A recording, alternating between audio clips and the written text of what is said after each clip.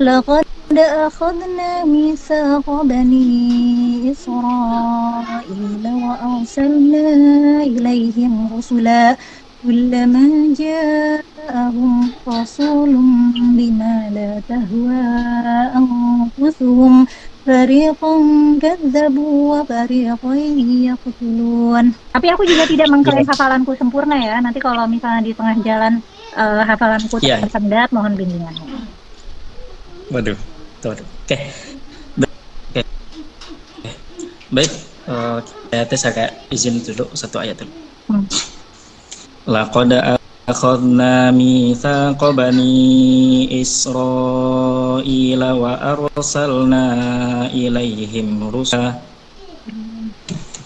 لقد أعوذ بالله من الشيطان الرجيم بسم الله الرحمن الرحيم لقد أخذنا ميثاق بني إسرائيل وأرسلنا إليهم رسلا كلما جاءهم رسول بما لا تهوى أنفسهم فريقا كذبوا وفريقا يقتلون وحسبوا ألا تكون فتنة فعموا وصموا ثم تاب الله عليهم ثم عموا وصموا كثير منهم والله بصير بما يعملون لقد كفر الذين قالوا إن الله هو المسيح ابن مريم وقال المسيح يا بني إسرائيل اعبدوا الله ربي وربكم وكنت عليهم شهيدا. Salah. Aku ulang ayatnya teh. Laqad kafaral ladina. Laqad kafaral ladina qalu innallaha huwal masih ibnu Maryam.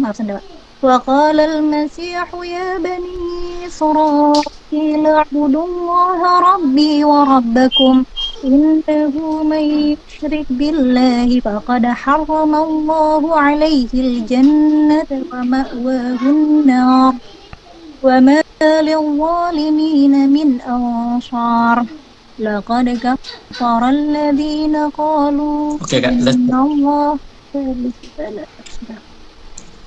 Udah Kak. Baik. Soal kedua ya Kak. Juz tengah coba. Walau syaa Allahu laja'alakum ummatan wahidatan yudillu man yasha wa yahdi man yasha wala tus'alunna amma kuntum ta'malun. Tadi apa sih awalnya? Awalnya agak patah tapi walau syaa. Benar. Ya, masyaallah ya. ولو شاء الله لجعلكم أمة واحدة ولكن يضل من يشاء ويهدي من يشاء ولتسألن عما كنتم تعملون ولا تتخذوا أيمانكم دخلا بينكم فتزل قدم بعد ثبوتها وتذوقوا السوء بما صددتم عن سبيل الله ذلك ولكم عذاب عظيم ولا تشتروا بعهد الله ثمنا قليلا إنما عند الله هو خير لكم إن كنتم تعلمون ما عندكم يوم فهو ما عند الله باق. Udah selesai? Baik. Oke Kak. Baik. Yes. Keren. Belum jawab jawabannya. Oh iya boleh. Terus aku tadi belum jawab pertanyaan yang kenapa harus ngafal Quran itu? Kenapa banyak banget hafalan, anak-anak disuruh hafal? aku sepakat banget loh. Jadi setiap kali ada orang yang nyamperin aku minta setiap ada orang yang nyamperin aku minta tips buat ngafal Quran, pasti pertanyaan pertama aku, buat apa? Gitu. Kenapa? Gitu. Terus nanti kan dia ngasih alasan-alasan, tapi kenapa harus dihafal? Gitu. Biasanya nggak ada alasan yang sangat rigid gitu kenapa harus hafal. Waktu kecil aku juga bingung kenapa orang-orang dewasa sekitar aku sangat bangga terhadap aku yang hafal Quran. Jadi sama pesantren tuh kadang aku suka dibawa ke majelis talim di Jakarta di mana buat kayak bahan marketing gitu loh. Oh, oke. Bahan marketing. Ini di pesantren. Jadi di pesantren aku ada anak kecil hafal Quran nih. Terus kan nanti aku baca Quran banyak. Terus nanti ibu-ibu dan bapak-bapak yang jamaah di situ kayak kagum banget. Nanti aku dikasih bingkisan makanan, dikasih uang jajan. Terus mereka minta doain aku. Ada ibu hamil yang minta dielus perutnya sama aku. Aku yang waktu kecil, aku bingung kenapa orang-orang mengagumi segitunya. Itu betul. Oke. Padahal aku hanyalah anak kecil yang nggak paham apa yang aku baca.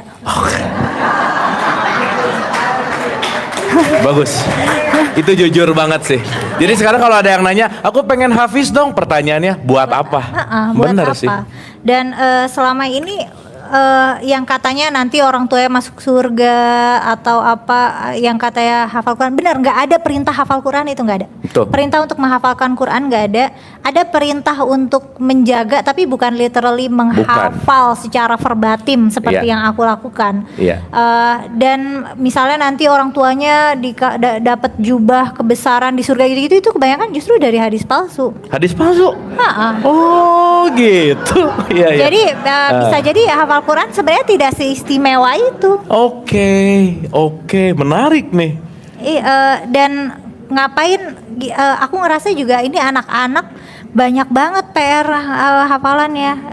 Waktu kecil kebetulan kayaknya menghafal itu salah satu core strength aku, jadi termasuk gampang. Malah kayak kitab-kitab kecil tuh kayak sengaja aku hafalin, nggak tahu buat apa. Nanti supaya kalau ujian ditanya aku bisa jawab secara verbatim dari kitab gitu. Emang yang teksnya di kitab gitu, kayaknya supaya pamer aja sih. Karena kan gua hafal loh gitu ya. Karena guru-guru kita, sekolah kita sangat menghargai hafalan. Yang mana padahal kalau secara level kognitif, hafalan itu adalah skill kognitif yang paling rendah. Karena kan menghafal itu membeo. Itu kayak bayi, kayak diajarin mama ini papa, kayak emang selevel itu. Kalau menghafal level yang paling tinggi justru memproduksi ilmu pengetahuan, dan itu yang nggak ada. Kita belajarnya ngafal, habis itu belajar untuk ngutip sana ngutip sini, kayak seolah kita tuh nggak boleh punya pikiran sendiri gitu.